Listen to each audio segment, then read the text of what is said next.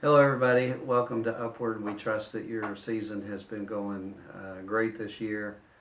Today, I want to talk to you about the subject of grace. One of my favorite stories of grace comes from the Old Testament book of Ruth. It's the story of Naomi and her husband who are forced out of their home in Israel to go to a foreign country because of a famine. While they're away, their two sons marry women from that country. But after that, unfortunately, her husband dies, and then the two sons in law die. So Naomi is left in a foreign country with two daughters in law and no way to support herself or the two young girls. And so she makes the decision to move back home and offers the two girls a chance to stay in their home country with their home family. One of the girls stays, the other girl, Ruth, decides to go with her. When they make it back to Bethlehem, the times are difficult for Naomi and Ruth. They have no real means to support themselves, and they find it difficult.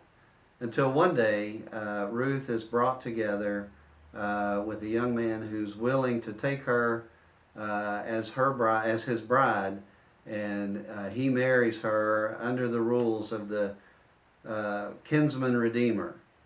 And so, as a result, Ruth finds a husband, Naomi finds support, and we find this beautiful picture of grace and the loving kindness of our God who sent his kinsman redeemer to take care of us in times of difficulty.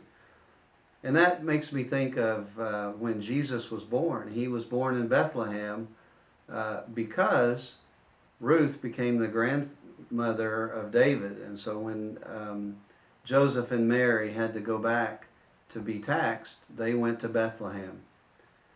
And so at the beginning of the book of John, we find this verse. Out of his fullness we have all received grace in place of grace already given. Another translation reads that we have shared in his riches. There is grace in our lives because of his grace. And I just love that verse. We have grace on top of grace because of the fullness and completeness of God. And just like Ruth and Naomi, we are constantly in need. But God is constantly complete and constantly full, and he supplies us grace on top of grace. There was a 20th century theologian named Bishop Moll, and he describes this particular verse this way, that the idea of grace upon grace is like standing by a river, and for a minute you watch the water go, another minute you watch the water go, and while you're standing there, you're standing at the same river, but every moment that passes, it's new water coming by. And in our lives, sometimes we feel like we're standing at the same place. Maybe we're like Ruth and Naomi in a difficult time in our lives, and we're wondering where our next meal is coming from, or where are we going to find support for this or that.